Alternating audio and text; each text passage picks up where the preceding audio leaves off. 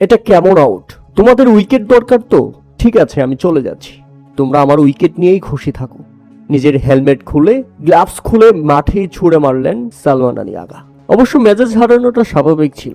দারুণ খেলছিল পাকিস্তান, দারুণ জুটি করে ফেলেছিল মোহাম্মদ রেজওয়ান এবং সালমান আলী আগা। 109 রানের পার্টনারশিপও করে ফেলেছিল।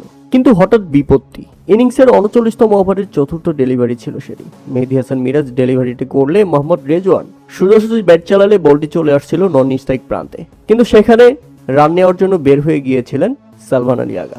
বলটা যখন তার দিকেই আসছিল ঠিক তখনই তিনি ব্যাট প্লেস করার জন্য ট্রাই করেন, কিন্তু তার সামনে মেহেদী হাসান মিরাজ এমনভাবে দাঁড়িয়েছিলেন সে আর ব্যাক করতে পারেনি বা দ্বার প্রান্তে পৌঁছানো হয়নি।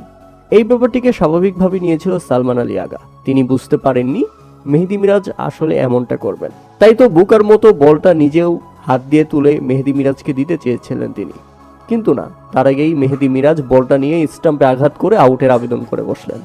রীতিমতো আকাশ থেকে পড়লেন সালমান আলী আগা। তিনি শুধু বলছিলেন, আরে ভাই, এটা মশকরা নাকি? আমি আরো তোমাকে বলটা তুলে দিতে চেয়েছিলাম, আর তুমি বলটা এইভাবে নিয়ে স্টাম্পে আঘাত করে এখন আবার আউটের আবেদন করতেছ।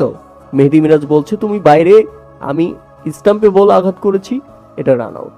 কোনোভাবেই মেহেদী মিরাজ রাজি না হওয়ায় মেজাজ হারিয়ে ফেলেন সালমান আলী আগা এবং আক্ষেপ নিয়েই প্যাভিলিয়নে ফিরে যান তিনি এবং শুধু বলছিলেন, তোমাদের উইকেট দরকার, উইকেট পেয়েছো, এখন খুশি থাকো।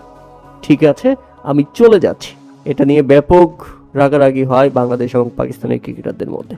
ধারাভাষ্য কোকো থেকে রমিজ রাজা শুধু বলছিলেন, এটা একেবারেই অমানবিক আউট, এমন আউট মেনে নেওয়ার মতো নয়। মিরাজ সিরিয়াস ছিল। সালমান আলী আগা কল্পনাও করতে পারেনি মিরাজ তার সাথে এমনটা করবে, বা আমরা কেউই কল্পনা করতে পারিনি, কারণ সে বলটা তুলে দিচ্ছিল, মিরাজকে হেল্প করতেছিল। মিরাজ হয়তো বা উইকেটটা পেয়ে গেছে, তবে এটা ক্রিকেটে স্পোর্টসম্যানশিপের মধ্যে পড়ে না। আমার কাছে ব্যাপারটি ব্যাপক অমানবিক এবং অযৌক্তিক মনে হয়েছে। ক্রিকেটের নিয়ম অনুযায়ী এটা আউট হলেও ক্রিকেটের সৌন্দর্যের মধ্যে এটা কোনোভাবেই গ্রহণযোগ্য নয়। প্রিয় দর্শক, এ ব্যাপারে আপনাদের মতামত অবশ্যই আমাদের কমেন্ট করে জানাবেন।